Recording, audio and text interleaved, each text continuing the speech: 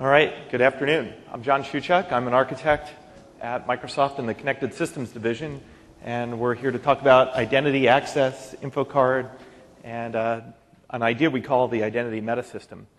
So just to kind of set context for this, let's say you're building applications. Making secure applications is a little bit of a challenge today. There's all kinds of issues that people have around how do you make sure that your apps are easy to use by users? How do we make sure that they're secure? For example, today, inside of corporations, people think about using two-factor auth. On the internet, username and password tends to be the predominant way people do things. And it's kind of a pain. People have hundreds of different places that they go on the web, and many of these places require accounts. Many of those accounts have different requirements in terms of the password strength. And it can be challenging for users to think about these things. Another big issue for people is they start to put services together, things like what we saw in the keynote yesterday where Don put together the service that streamed RSS information out. And you'd like to make that accessible to lots of different folks. And there's challenges because sometimes you might want to use something like an X509 SSL-based model to provide that data. Sometimes you might want to make that accessible through username and password. So how can you make your service once and have it be able to connect to people in lots of different ways? And as new security technologies show up, you don't want to have to go through and rewrite your service each time. Another big issue for folks is they put together their app and they need to make sure it's accessible to the IT pro organization that's going to manage roles and other kinds of things. So in your code, what do you want to do to make it easy for these things to be manageable? And then finally, one of the big issues that people face today is how do we make things accessible across the internet to partner organizations? So if I'm at GE and Boeing, for example, I might have an internal application at GE that I'd like to share with Boeing employees. Maybe we're doing aircraft engine and aircraft integration. How do we make that happen? How can I use the account database at Boeing and make it accessible to the GE folks? So we think that there's an answer, and it really consists of four major ideas. The first is that you need a claims-based architecture which gives you the flexibility to tie everything together. So we're going to spend a little bit of time on that up front, and then we'll talk about three major product areas that we have that hook into that architecture to put it all together. So that's InfoCards for end users. That's how do you participate in this claims-based identity system. WinFX, which is how do developers build applications in this world.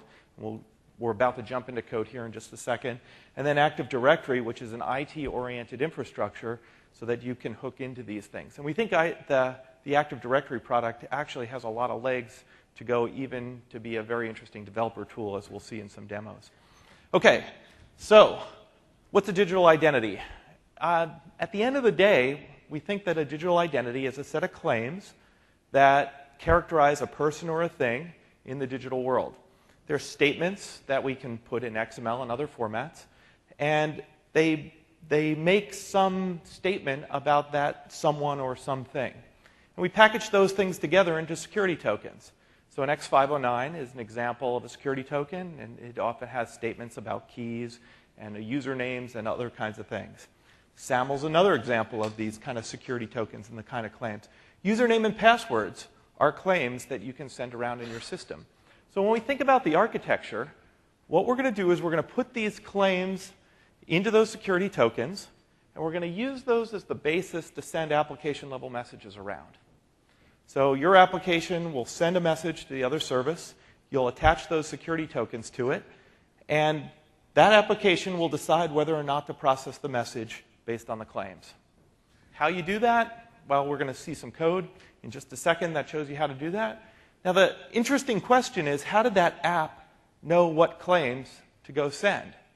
Does this service want username and password, or does it want an X509 or a SAML? So we've got a pretty straightforward way to do that, which is the service can publish a policy, a set of descriptions about what kind of claims it wants. And so that is, in a nutshell, the basic security model that we're using at Microsoft. If you understand that, that's the way everything's going on in our distributed system. It's a simple claims-based model, policy, an optional thing. If I already know ahead of time what the claims are, gives me the basis to understand what to do, and then I ship messages around with security tokens containing claims. Now, what happens if you don't have a claim? Well, you might need to go pick it up from somewhere else.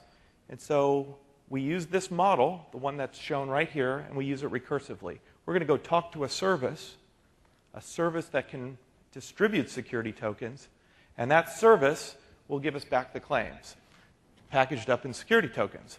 And that's called a security token service. But it's just like the regular services. It has a policy. We send it application-level messages. We ask for security tokens. They come back. So to kind of put this into practice, I'd like to invite Doug Walters, the Indigo architect, to come up, and he's going to talk to us about how we do this. So the basic model that we're going to talk about is we're going to get the security policy. We're going to then get the required claims from that. We're going to build a very simple application that shows how these claims can be used inside of an application. So let's switch over to Doug's machine. And you are on F. So good afternoon. As John has mentioned, we're going to look into how this architecture fits together, how we look at claims, what the claims look like, and just demonstrate these pieces working together to implement this architecture.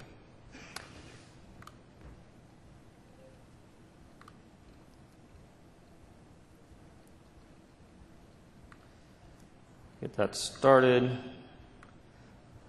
First, what I'll do is show you a very simple application that we'll use as a backdrop or harness to help demonstrate these ideas.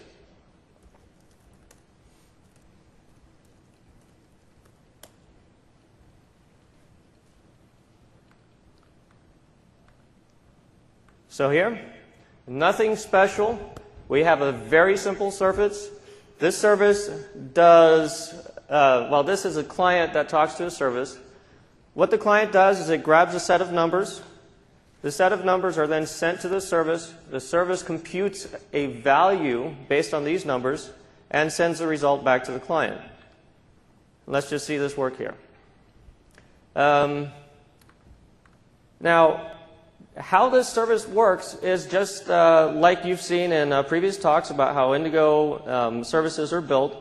And to demonstrate how we plug in this claims architecture into the applications, let's switch over here and look at the service implementation.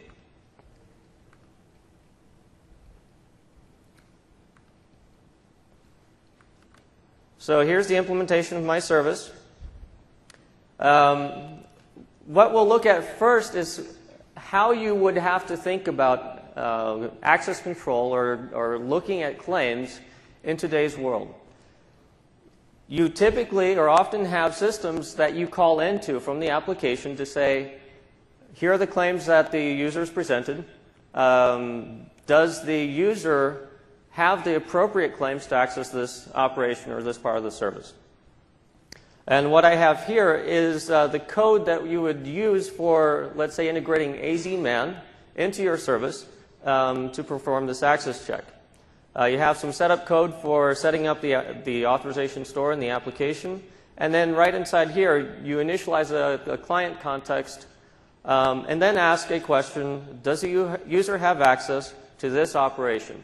Essentially, does the user present the appropriate claims, the arithmetic mean claim? And if so, let the user through. If not, throw an exception, access denied. Now, with the Windows Communication Foundation, we make this very simple. Essentially, we allow you to take that same code that I just showed you there and place it inside of a separate library that you can have called before your operations are executed. We use a thing called a behavior to do that. And so this is really one of the first and most important things that we want to get across about the programming model, which is historically, developers have had to go throughout their code and put in these checks. So in this case, they were using AZMan, and the code was pretty straightforward, but every single method throughout the application required one of these checks. And to make things very flexible, there was a lot of code that developers had to go add. But notice now, in this example, we've eliminated all of that code. So developers just build the application logic. And as Doug was saying, we're going to take these behaviors and allow you to handle them elsewhere. Okay.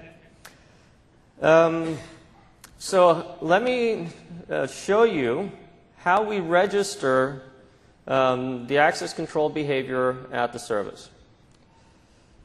The set of behaviors that the service uses are here in this configuration file. There are some behaviors around credentials, but what we're going to do here is add a behavior that does our access control.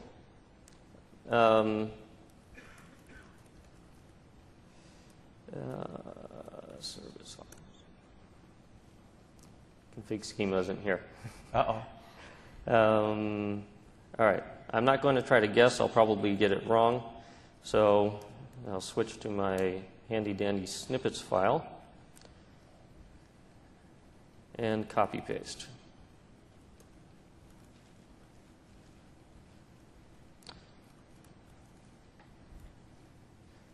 Visual Studio has this awesome tool for You have double? yeah. Uh-oh. We frozen? We've frozen. Okay. So here's what I'd recommend. Why don't do you have the other machine, which is stable? I do have the other machine. It's actually running, so I can... We'll switch. I'll talk for a minute. You bring up the other one, and we'll keep going. Okay. Okay. This is actually live. This is not a faked out demo. So here's what you would have seen. I'll skip this for a second or two. And what we're going to do is we're going to talk about the identity metasystem while he gets that thing up and running. So basically what we would have showed, what we would have walked through, is how claims give us a very rich building block for building all kinds of systems. What the identity metasystem is an idea that Kim Cameron and others have been working on out in the community for how are we going to take this whole notion of identity, which is becoming increasingly important in our computer systems, how are we going to make that more accessible to users? So if you think about the challenge that we face today with identity and the PC and the many kinds of devices that we carry around, is that we've had many different kinds of technology stacks and many different kinds of identity. So for example, inside of corporations, people have used things like Kerberos to use two-factor auth to get access to their applications. Inside of governments, we issue things like national ID cards. In Europe, we have various kinds of smart cards that are becoming more prevalent. In the business environment, people are using things like credit cards and so on in order to establish identities and use username and passwords. But largely, these technologies have been independent technology stacks. And I can't use a single identity, for example, across a bunch of different websites. The idea behind an identity metasystem is that we can take this world of multiple identity technologies, the world of multiple operators, and this world of multiple implementations, and we can build an abstraction, a layer up, that provides all these capabilities. So, for example, we could have a picker that would let us take an identity and then easily use that, whether it be at our corporate sites or so on. The identity metasystem is what enables users to operate in this heterogeneous world. So Kim and others, and there's a panel on this, have been talking about what it would take to make this abstraction possible. How could we make it so that people could go do this? When would we be successful? And they've identified a bunch of characteristics for an identity system that you would have to hold true in order for people to be willing to adopt it. The interesting thing is, in many respects, Microsoft violated many of these laws with things like Passport. When we originally came out with Passport, we didn't provide for minimal disclosure of defined information. So there were cases where people wouldn't want Passport to know what sites you were visiting, but Passport, because it was a centralized system, required you to go and operate in that space. So we'd encourage you to go take a look at the work going on the identityblog.com. And let's now spend a minute or two talking about some of the characteristics of what that identity metasystem would do. So, you're up and running? I'm up and running. So, I propose that we switch back to that, go through this, and pick up where we left off. Okay. Okay. I'm on D. D. Okay. Is it showing up? Let's see. D may not be connected. All right.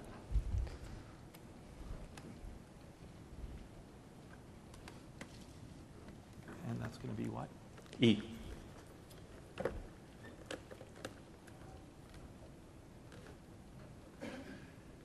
Oh.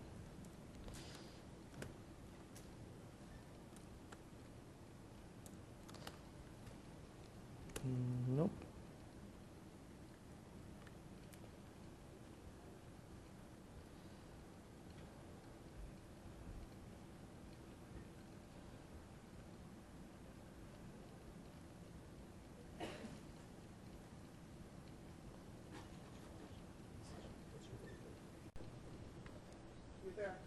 Okay, we're up.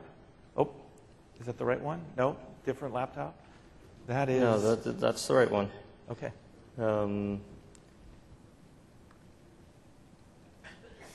right. This will be interesting. All right, we're going to show... there we go. We're going to show that the operation, or the access check can be registered in config. And rather than embed the code inside of your applications to do the access check, you can register this CLR type, and this performs the access check. The access check function is like anything else that you've seen. It takes a set of incoming claims and then returns an answer true or false whether or not access is given. Now, what I will show is, let me recompile this application to take advantage of this new configuration. And then I'll start the service again.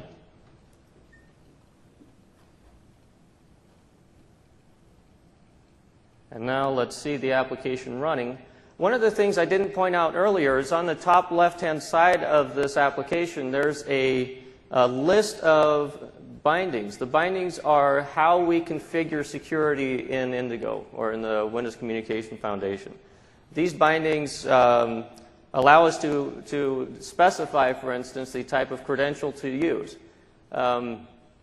John mentioned earlier the ability to use a Windows credential or username, password, or SAML to authenticate with the service. And so in this case, I picked the Windows authentication mechanism and authenticated with the service.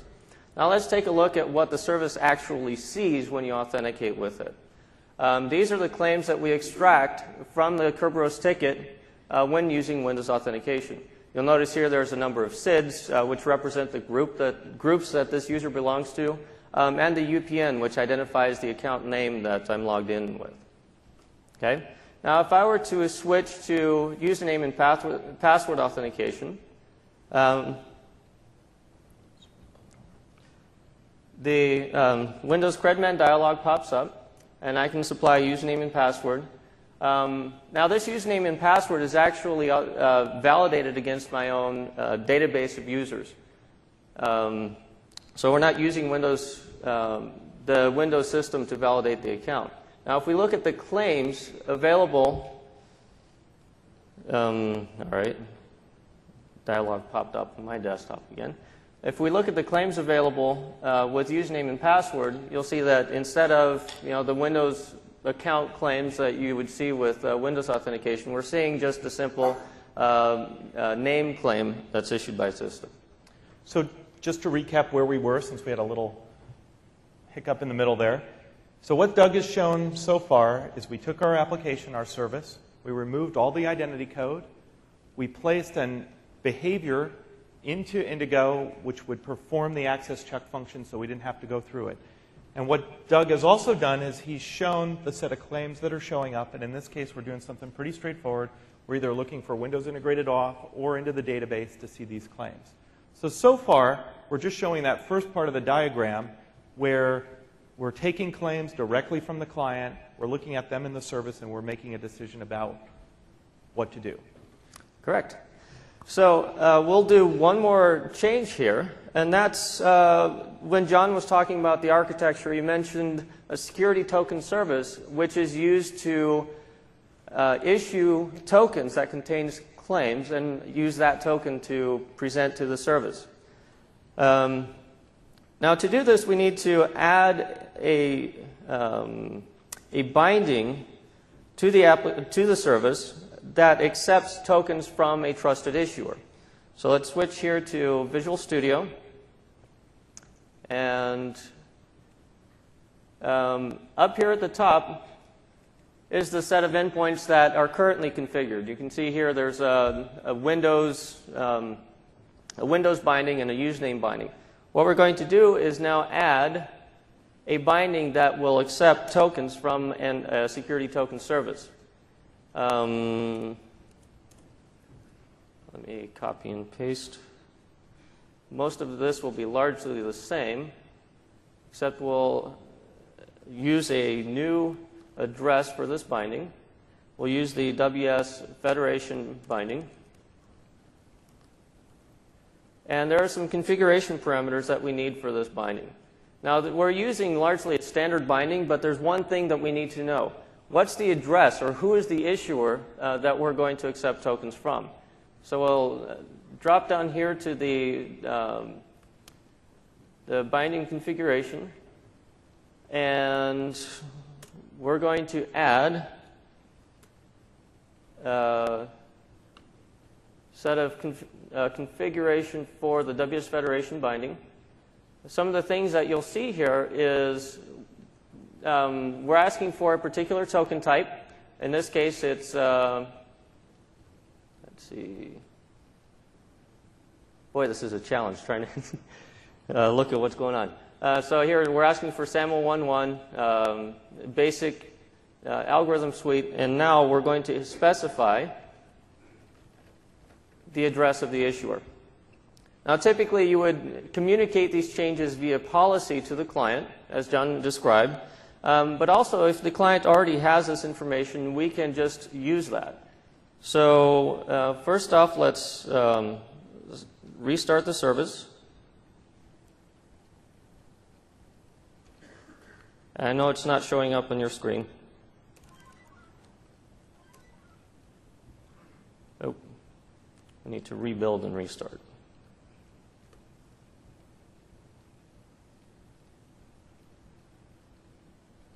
Okay, and run the service, and then run the client. I'll show you what I'm doing here. So essentially, I've rerun the same client that we had earlier, except now we're using a different configuration file that could be constructed via policy, and it contains a single endpoint now. This endpoint actually describes not the authentication mechanism directly to the end service, but the fact that I'm using username here is really saying that I'm using a username and password to authenticate with the security token service. The security token service will then issue a token that I can take to the target site. So now if we execute this,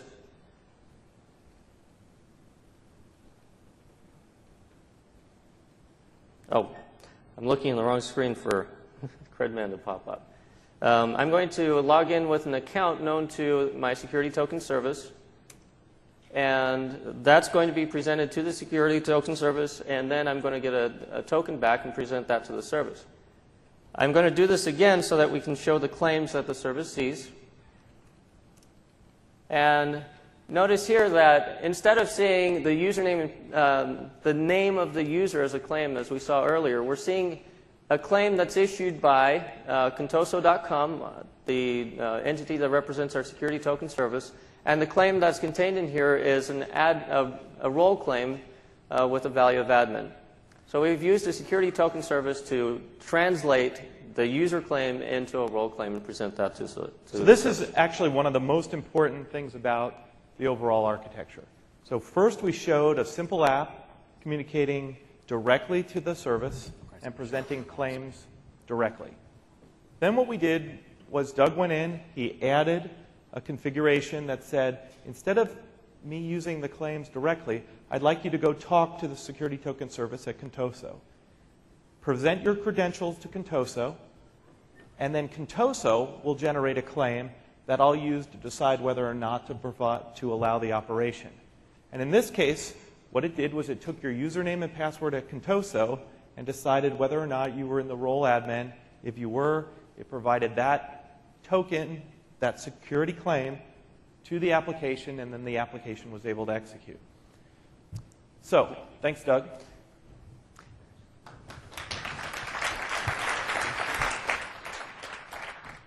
So as we were talking about, this idea of providing security token services which can do these claims transformations gives us a lot of flexibility.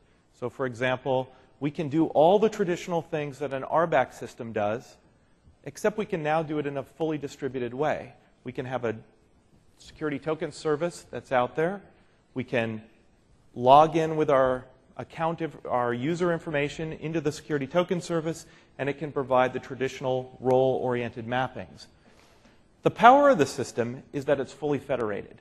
So, for example, anyone in here could set up a security token service that provided, for example, the claim, my friends.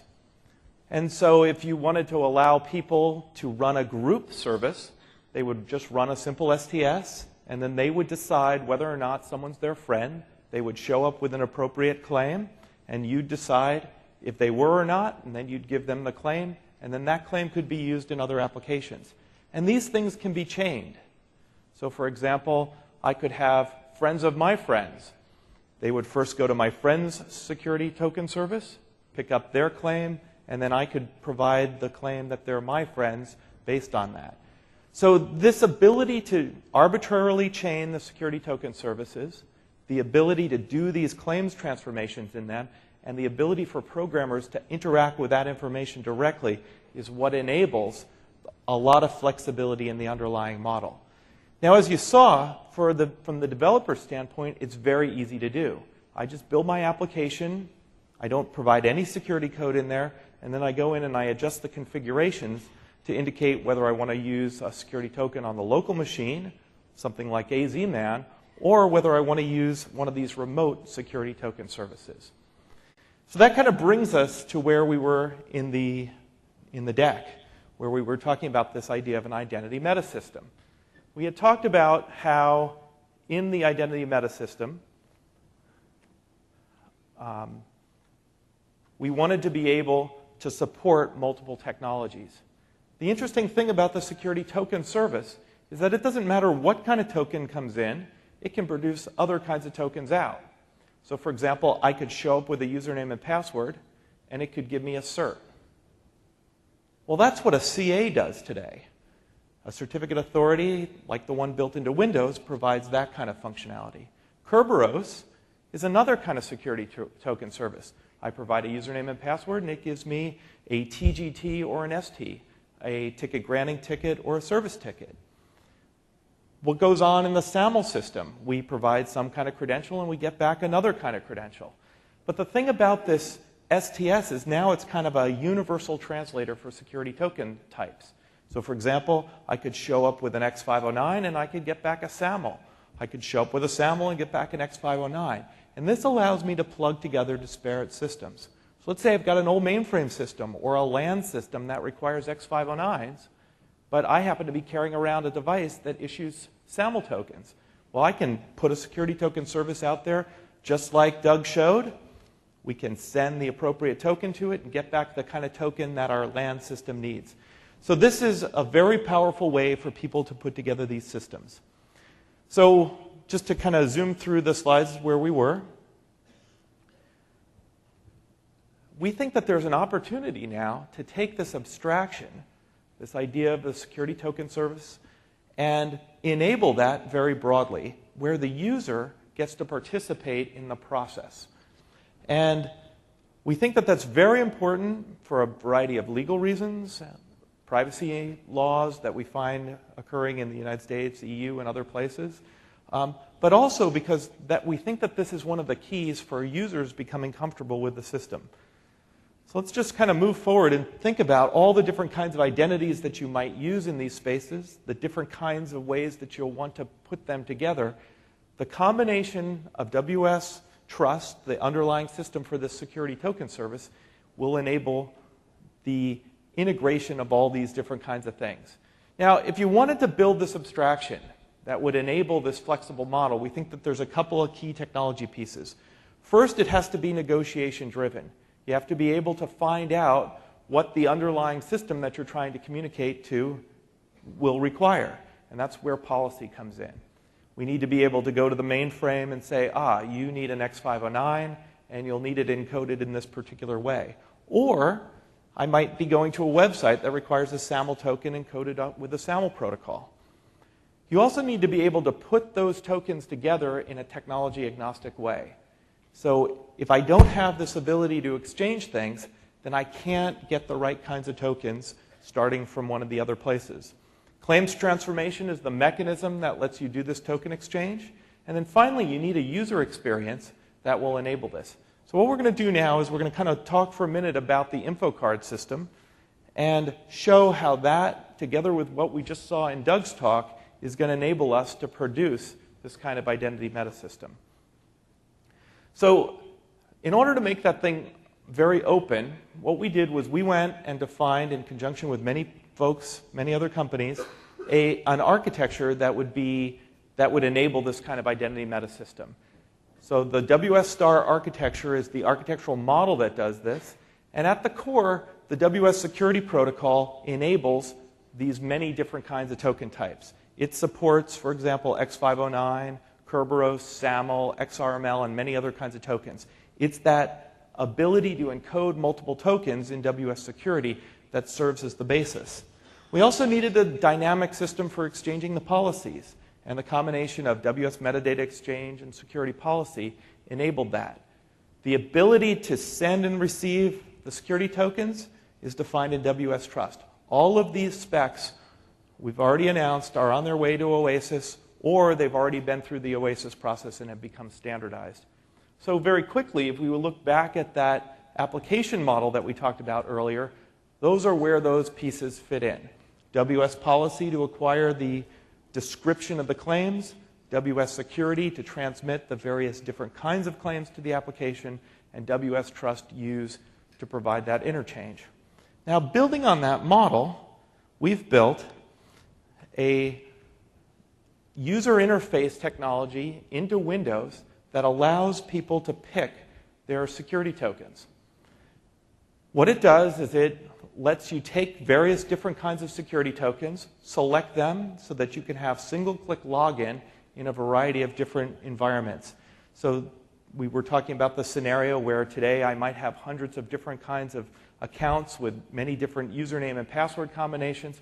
Wouldn't it be nice if I could have a set of cards on my system that represented my different kinds of digital identity, and I could just select those things and have the underlying system generate the appropriate token type for the target system.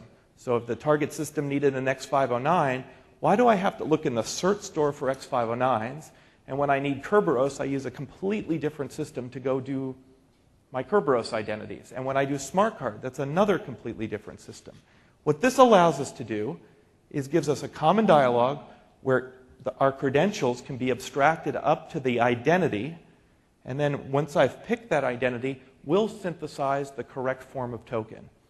And we'll make this much easier for people to integrate into their applications by allowing people to make the single-click operations. So to demonstrate that, what I'd like to do is invite Doug up, and what we're going to do is we're going to use the InfoCard system to access the same application that we saw before. And as you'll see, it's pretty straightforward to do this. Instead of logging into the site with username and password, what we're going to do is we're going to log in with the InfoCard. Doug?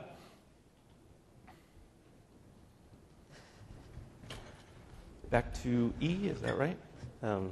Actually, let's switch to F. F.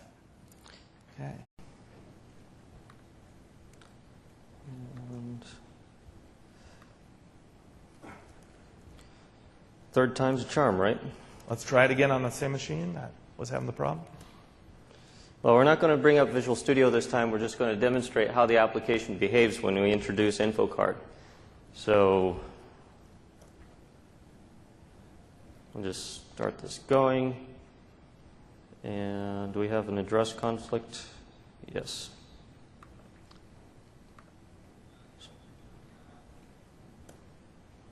Sure you don't want to use the other machine? Yeah. Run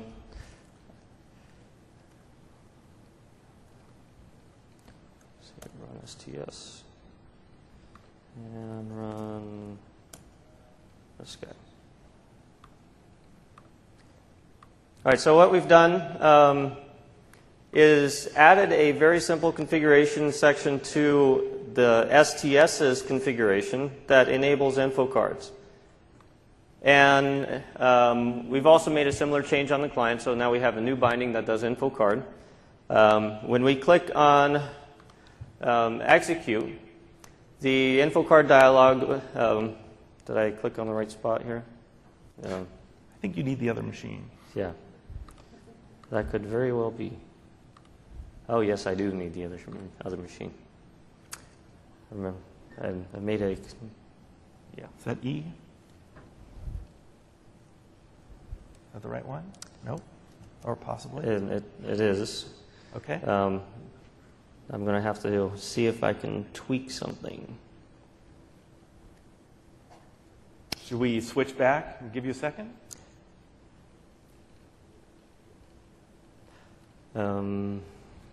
Demos on the fly.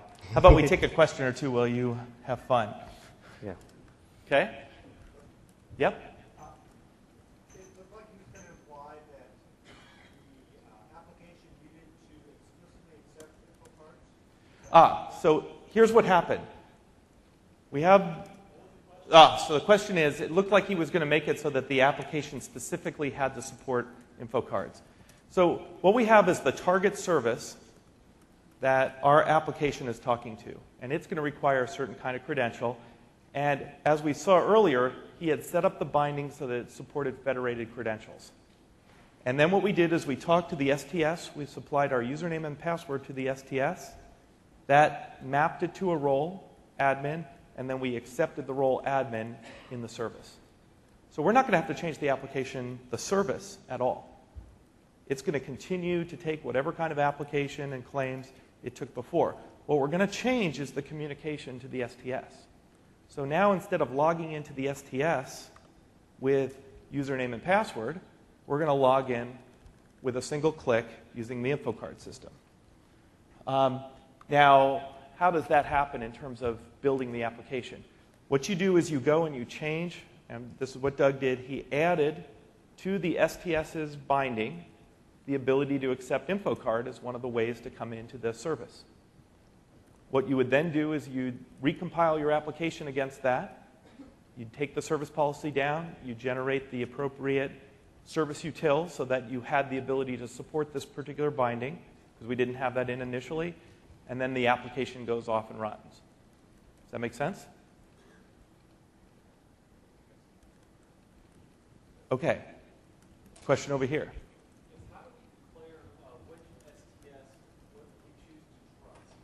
How do we decide which STS to trust? Actually, one of the things that Nigel will be showing is we think that, well, basically what you do is you go into the configuration and you indicate what the trust relationships are. And we think that should be very easy to do. And so instead of having to go type in much of the information that Doug's been showing, wouldn't it be nice if there were higher level tools that let you easily manipulate those things through drag and drop? So we're going to show some of the early work, actually a UI framework, a testing harness that we've developed internally for thinking through what those capabilities are. And in the next release of AD, we will be providing tools to enable this capability. Does that make sense? Yes. Okay. Question over here. Yeah, along those lines, I'm assuming the STS is like a web service access, right? So you're going over the web. How do you ensure that the STS, the identity might be trusted, but how do you ensure that there's no impersonation going on? So the question is, Today, when we do things like role mappings, they occur on the local node in something like AZMan. So that's a piece of code running on the local node in system, and you provide your identity credential and you'll do the things like the role mapping. Well, suppose we move that out into a distributed system. How do we ensure that the communication to that STS is encrypted and secure? Well, when you establish the trust relationship with the STS, that gives you a key that's used to determine the identity of the STS. And then you go through the same process that we do inside of Indigo to build a series of derived keys based on that, which are then used to protect the communication to that identity. I mean, you could even step back and think about this in a very simple way. You want to make sure you're talking to the right person. That's what the identity key is used. And then you need to make sure that you have the appropriate message protection on there. And there's a lot of different ways to go do that. And those are things that are built into Indigo to enable that, what we call secure channels. And so that's how we communicate to these distributed systems. Make sense? Okay? Question up here? Are we? I'm ready whenever you are. We're ready to rock and roll. I'll take 2 more questions, and then we'll demonstrate InfoCard and talk through that. Right here? From the user perspective, isn't that another possibility? Because user will have to fill in the InfoCard with different credentials for this site, for another website. Actually, so the question is, won't the user have to fill in these InfoCards for the various different sites? And what we're about to see is that the InfoCard system actually contains some interesting cryptographic mechanisms so that the same master key can be used to communicate to a variety of different sites and yet maintain privacy between those things. So we'll take a look at the InfoCard system and then we'll talk through some of those characteristics. And there was one more question right near you. Yep. Yes, and we'll talk about that. So the question is, how does it help with single sign-on? We'll talk about that in a sec. Okay, so Doug, back to you. All right.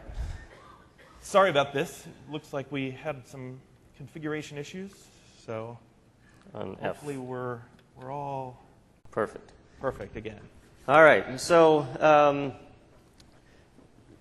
the configuration for InfoCard.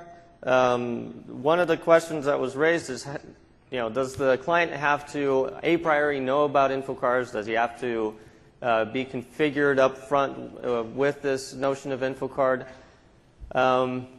Through policy, we can communicate to the client, these are the configurations that we support at the STS. And the client, when we ship the Windows Communication Foundation, we will have the ability to select one of these things using some simple rules. Today, we have to explicitly pick which binding we want to use. So here we have the InfoCard binding. Yeah, so before you do that, can we still do the username password just to remind everybody what happened before? We sure can. So we picked the username binding. I'm going to use my user account, Jim, which is known to contoso.com. And we send that up to the service. And one thing I'll just point out here is the STS actually saw this request and issued a new token.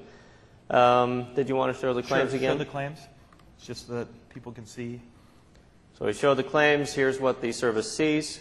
So notice that the target service is making its decision based on whether or not you have the role admin, and it's trusting the STS in order to make the decision about whether to allow access. And so now what we're going to do is we're going to say the STS, not the app at all, not the client, but the STS is going to make a decision based on not username and password, but this new one-click mechanism. Okay. So we'll switch here to InfoCard. And the InfoCard dialog just lists out all of the identities that I've configured for this system. We're going to pick one of these. And what we see here is a set of claims that will be submitted to the STS. Now, what we submit to the STS are the claims associated with that identity, but the STS then again translates those claims into claims appropriate for the target service. So notice in this example, The app got exactly the same set of claims. The only difference here was the authentication mechanism used at the STS, and the information that's being presented to the service does not contain any identity information. Right? We don't know who this Contoso user is. All we know is that they're an admin. So the privacy, if you will, of the Contoso employees is protected. We're not sending around everywhere the exact key information, the exact identity information inside the system. And this is an important aspect of maintaining the privacy for the user. Does that make sense? Okay. So let's switch back to the PowerPoints. Now, somebody had asked the... So somebody had asked the question about these InfoCards and how the InfoCards ensure privacy across the various different accounts, and do I have to fill them in multiple times? So a single InfoCard can be used in multiple situations. And there are different kinds of InfoCards. For example, there are managed InfoCards like my corporate identity. And so let's say we had something like Microsoft.com or Microsoft the corporation. Internally, we have an Active Directory system that maintains the identities for Microsoft employees. I can log in as a Microsoft employee to Active Directory, and then what Active Directory can do is it can issue appropriate credentials to folks. What I would do is I would take my Active Directory identity and place a card into the InfoCard system. Now, how does AD decide whether or not you're an AD user? Well, at Microsoft, we have a couple different ways. You can type in your username and password, but that only gives you a certain level of credential. You can also use two-factor at Microsoft, where we have smart cards that we can plug into our machines. That gives us a higher level of credential. So that same InfoCard represents my identity. It allows me to talk to the AD, and it allows the AD, through the security token service mechanism, to issue the appropriate kind of credential that the target site needs. So if I wanted to go to Amazon and they took X509, we could do that. And if I wanted to go to France Telecom and they accepted a SAML, the Active Directory system could issue that as well. There's another kind of card, which is a card that I manage myself. Why should the issuers of identity be only large corporations? It turns out I might just want to self-assert. And the self-asserted kind of cards are supported as well. So essentially what happens in that scenario is InfoCard has built into it a very small private STS. That's my STS. And I make some claims. I'm John. This is my email address. And I can use that to log into Amazon or Google, just the same way I do today with username and passwords. I just assert that I'm John, and they go through some verification process to decide whether or not they trust that identity. And so we can use the InfoCard system to support those kind of identities as well. So that's a very quick introduction to the InfoCard technology. Here's the way the system flows. The application gets the various policy. If we need the appropriate credential, we select that. We use WS Trust to talk to the STS. We get the appropriate security token type, and then we use that to make the application level messages. Pretty straightforward? Any questions at a technical level on what's going on there? Yep. What happens with a repeat scenario? Does that token have to be transferred every single time, or that's potentially an expensive operation? Which one? The selection of the InfoCard? The call to the STS every time. Well, what Indigo does is it normally caches security tokens on channels. So if I have a channel that requires an X509, I would go to AD once. I would pick up that security token, and that typically has a lifetime. In Active Directory, by default, I believe it's 8 hours. And I could continue to use that token for a period of time. All of that is completely developer selectable. Okay? So if you want to learn more about InfoCard, Andy Argento has a detailed session. I believe it's tomorrow. And I have the information at the end of the talk, where we'll go into a lot more detail about how this all works. Couple quick things. We think that InfoCard makes it much easier for folks to log in. Notice when I logged into that site, Doug wasn't typing in his username and password. He was simply selecting a card. That binding is available in a pretty straightforward way through the credential type of InfoCard. So you simply go into the config, indicate that you want to use the credential type of InfoCard, and the Indigo system will pick the appropriate information. Okay, so the first thing we talked about was the architecture, the claims model. And we said that this claims model is very general. It allows us to do RBAC and a lot of other kinds of things. What I'd like to do now is spend a few minutes showing different kinds of examples of where we can use that claim system to enable different kinds of applications. So the first one I'll talk about is the ADFS system, and we'll talk a little bit more about where we're going with Active Directory, and then we'll finally wrap it up with a discussion of how we can make these kind of credentials more portable. One thing I'm not sure about is where we are on time. Is there a clock that 4:10, and how long do we have until? 4:30. So we got 20 minutes, great. We had a little bit of confusion up here earlier, so not sure where we were. Okay. Active Directory Federation Services is a product that we have in beta right now. It uses the same claims-oriented model. It uses exactly the same WS Trust exchanges, except we've plumbed them through HTTP. So there was a question earlier about how do we enable, for example, single sign-on. So let's take a look at a very, very quick demo. This will be the most boring demo you've ever seen. We're going to do single sign-on. So here I am. I'm logged into Microsoft. This is I'm VPN'd into our corporate campus. And what I'm going to do, just to show I shut down the browser, I'm going to start up Internet Explorer, and I assume I'm still connected. Let's just make sure.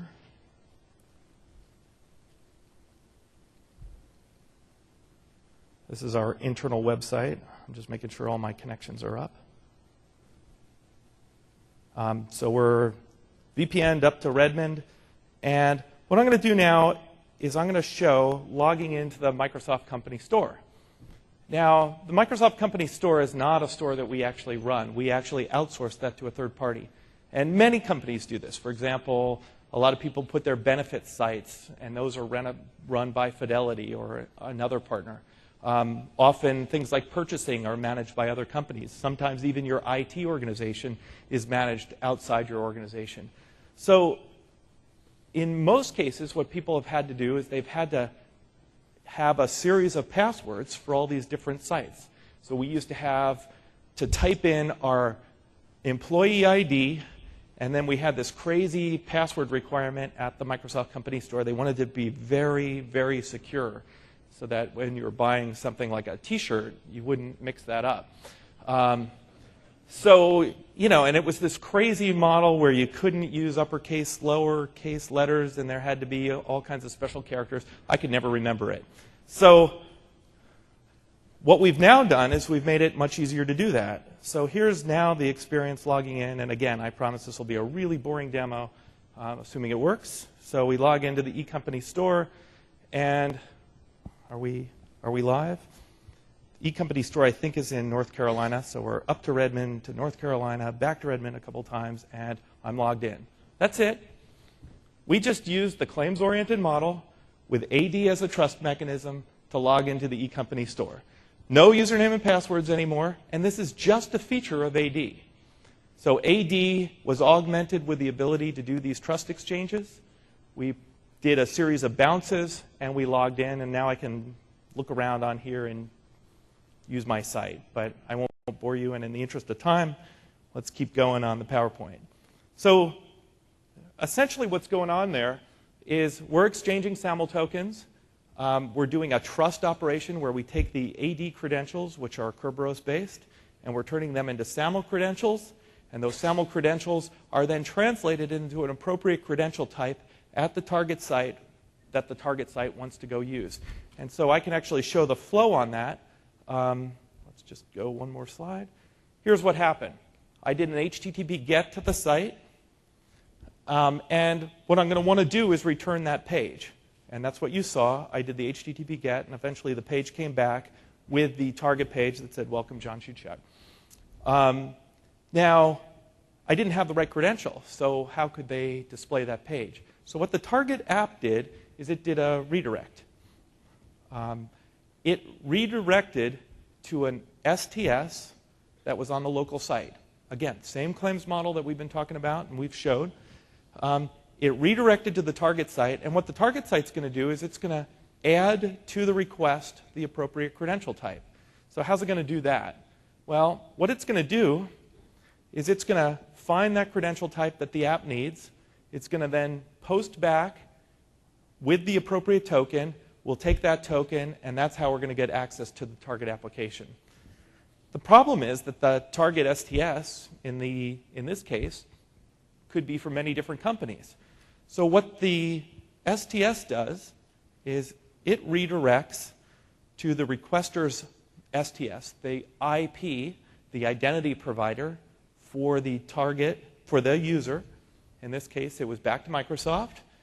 We went through some process, which in this case, we logged in using AD. The underlying Kerberos system was used to get the credential, so we didn't see anything there. We then did the post to return the identity token. That's shown on this line. The target STS turned the SAML token that was needed into an appropriate AD token, in other words, a Kerberos ticket, which was then used to provide that to the target application, and we were able to log in. So notice, we did multiple translations of security tokens in this simple example. We started with our AD login, which was Kerberos based. We translated it on the way out into a SAML token. That traveled across the internet to the target site. The target site took that and said, you want to run a standard Windows web server, ASP.NET? Well, you're going to need a Kerberos ticket. It took the SAML token, it turned it into a Kerberos ticket, which was then used to do the login. And again, all of this kind of happens seamlessly, and it's all enabled by this rich claims-oriented model. Make sense? Any questions at a high level? Any? How did the target STS know to redirect to the requester's STS instead of somebody else's STS? So how do you do home realm discovery is essentially what's going on there.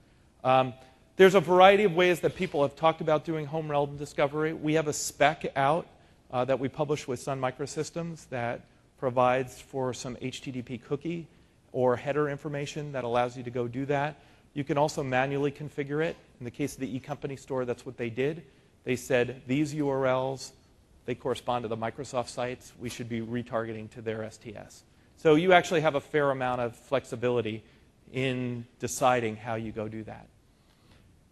Yep, one more, and then we're in a bit of a hurry, so I'll take one more and then we'll keep going. Yep.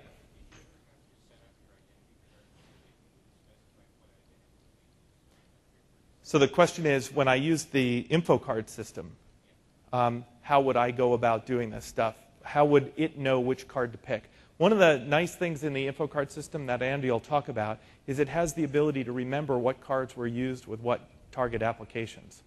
And so by default, you can pick, it will be pre-populated with those cards that you've used previously.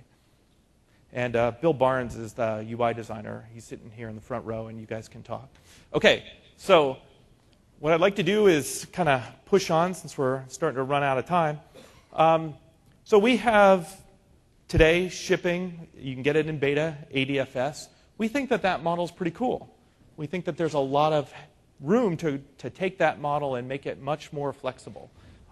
It's still fairly challenging to put together a federation.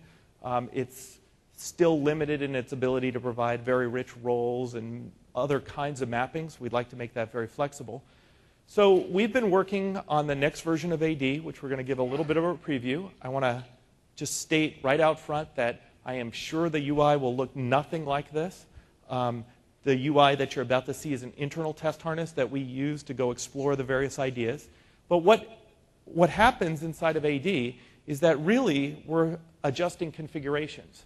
We're going to go change those settings that Doug was doing in XML and settings that are stored in databases, and we'd like to have a rich set of tools to go do that. So with that, I'd like to introduce Nigel, who's a product manager on AD. And what Nigel's going to do is he's going to walk us through how we're going about the process of generalizing AD. Oops.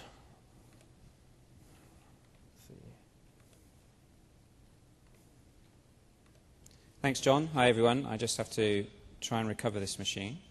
and hope that it doesn't kick me in the teeth like it did to Doug. Okay. So next time you guys will keep separate machines for separate demos, huh? That would be a good idea, wouldn't it, John? Yeah. There's a bit of a problem with the display driver on this. Okay. So we all set? We should be. Okay. The app up and running? It will, well, I can launch it. Okay. So F? Go. F. Can everyone see? Okay, so here I have an application. It's an order entry application for the ubiquitous Fabricam. And it's for internal employees to use. What I will do is just show you some of the source code behind this. It's not particularly important what the app does. And you can see that there's a client piece, which is written using Avalon, and there's a service piece, which uses Indigo. Now, if we go and look at the service code, you'll see in here, I scroll down, there is absolutely no sign of any security code in here. Because, as you saw in Doug's application, as John's explained, we deal with security in configuration. So it's nice and clean. So just suppose that Fabricam has a partner called Contoso, and they want Contoso to use this very same application. How do they do that? Well, the way that they do that, of course, is to use federation. And what I'm going to show you now is how we might be able to do that through a UI. Because it's just configuration files, right? We can build a UI around those configuration files.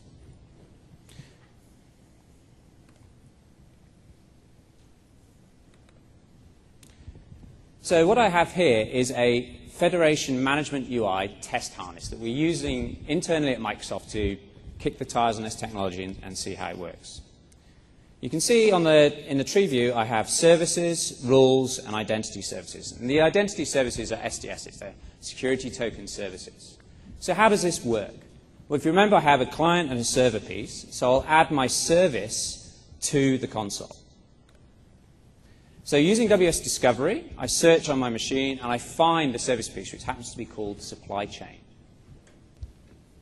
When I click on OK and add that to the UI, you'll see it's appeared under services, and exposed under the operations are the list of operations that I've adorned with the operation contract attribute in Indigo. And indeed, if I click on one of these, say the get price list operation, you'll see there that there's a rule with a claim, get price list operation, and a scope, and it's been created automatically by system. This is just scoped to the operation. So this is the default security that Indigo in RTM ships with. And essentially what it does is it's exactly the same model that's used in AZMAT, which is we've got operations scoped per operation, and we're trusting the local system to make a decision about whether or not that's allowed. And the local system can decide whether or not an incoming request is allowed to do that. But what we want to do now is we want to make it so that our partners over at Contoso can use this same operation. Correct. So how does Contoso do that? Well, Contoso sets up a security token service for me at Fabricam to consume. So they've done that. They've set that up for me, and they've given me the URL of that STS. So let's add the STS. So I need to input the URL.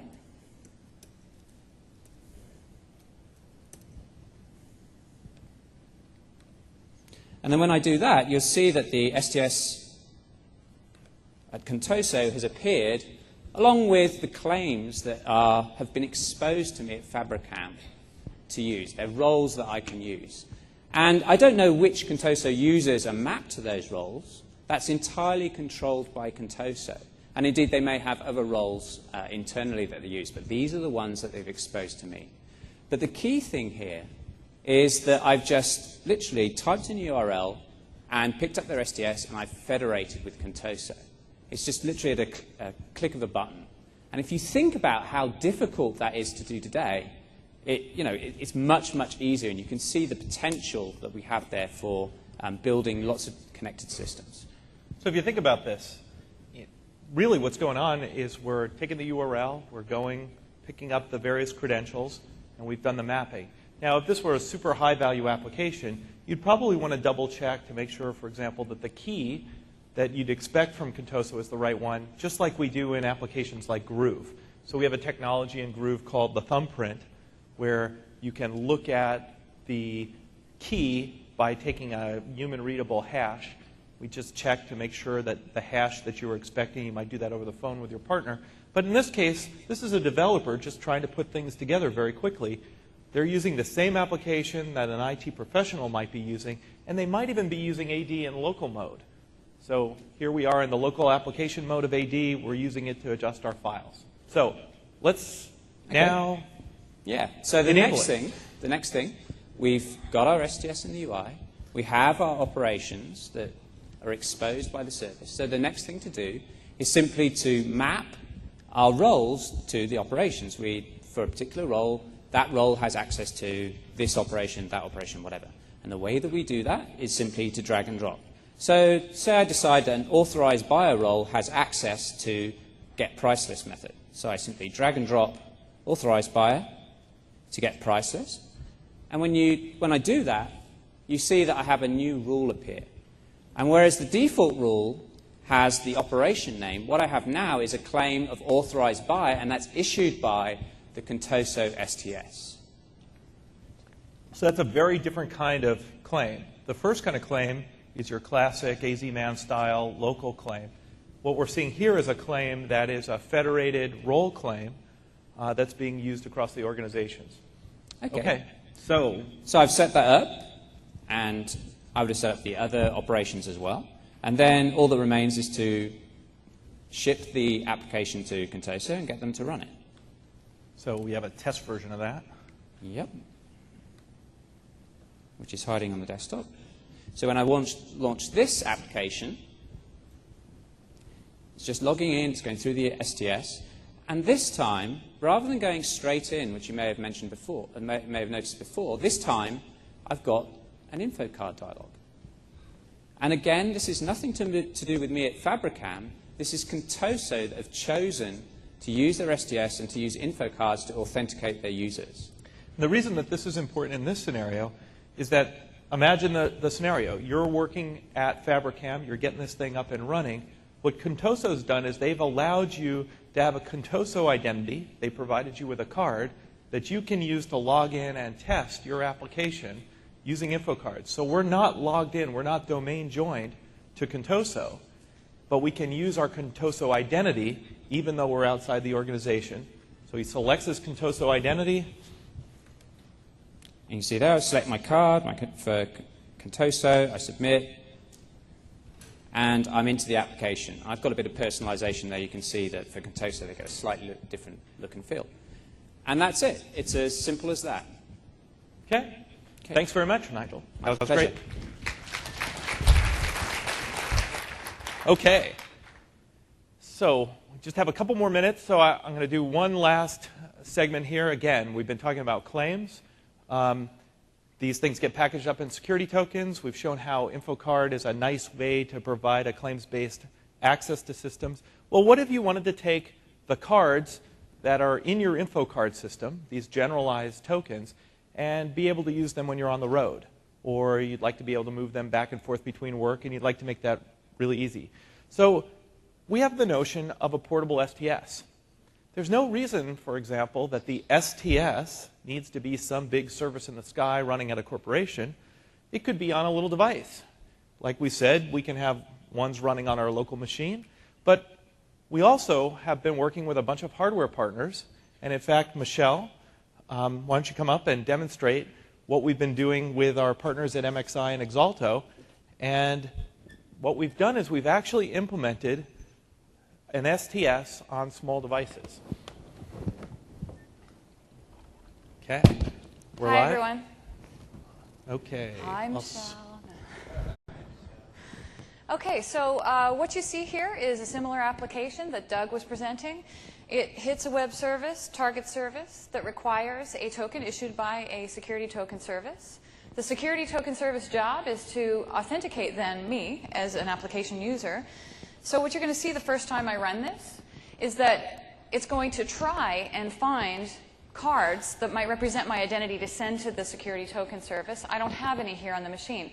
You'll also notice this is the beta 1 interface because this is what I use to work with the vendors. So that's what we're going to demonstrate. Now, I don't have any devices connected, but what I do have, so that way I don't get connected, right? So access denied. Oh, that's my lipstick. Okay. But what I do have is a device here. This is actually a flash drive that also doubles as a portable STS device. And so it actually has cards on it that I've pre-created, in fact, a single card. Of course, you're wondering if I drop it on the street along with my lipstick, maybe I might have a problem, and I won't because it's got biometric recognition as well as password. I'm just going to show the password aspect of that. So I've logged into the device. Therefore, now I've been authenticated to use it. So the next time I run this demo, what will happen is one last thing. Oops. Because this is beta 1, I actually do have to switch to tell InfoCard to recognize the devices that I've connected. So very quickly, I'm just going to switch that. OK. And now that I've done that, I can execute once again. And this time, it's going to show the card that I've created on the portable device, which is right here connected to my machine. So I can select my card, and it's going to submit my email address as a claim. In whatever format required, the STS will actually then issue the correct token to the web service on my behalf. And so submit will now authenticate me into the application, and I'm allowed in. If I want to see the claims that actually were issued to the target service, I can execute once again. And so all of that because I have this portable device right here, very small, as you can see. And in fact... Well, hold on. So this is pretty amazing. This is done by MXI. This thing is a complete WS Trust implementation on a device. So never let anybody tell you that it's fat. These guys have managed to put it on there along with thumb readers and everything else. And you also have been working with? Exalto, who have this smart card device similarly, and it also has firmware on it for basically implementing a WS Trust token issuer. So this also would work. The only problem with this one is I can't take it to Nordstrom. So. Okay. All right. So thanks, Michelle.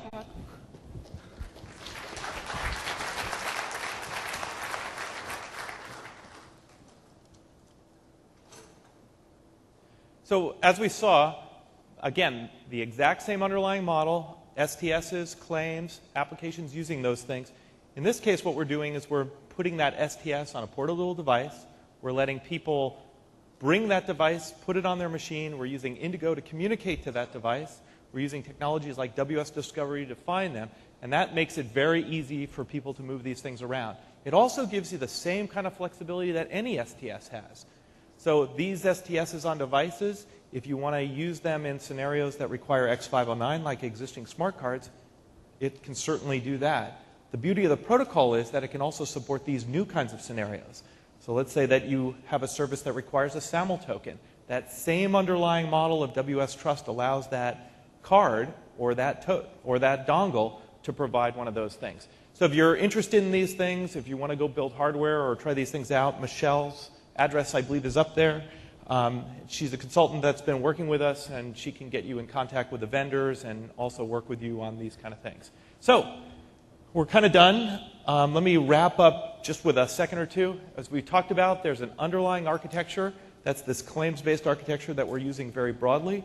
There are three main pieces of technology: the InfoCard for users, the WinFX technologies in Indigo that provides access to the claims mechanisms in Active Directory, which puts all that stuff together.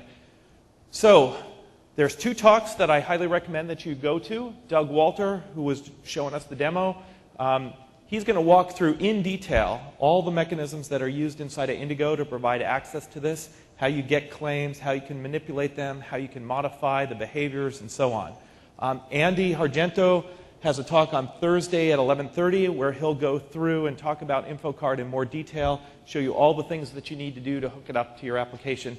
Doug's talk is at 8:30 on Friday morning. So, claims-based access control gives you a lot of flexibility, a lot of power, lets you do all kinds of interesting things. It enables a Metasystem. We're providing software to go do that. We're very interested in your feedback on what else we should be doing. Thanks very much. And I'll take questions. How much time do we have for questions? Back there? We're done. I'll take questions up here, and folks from the team are here as well.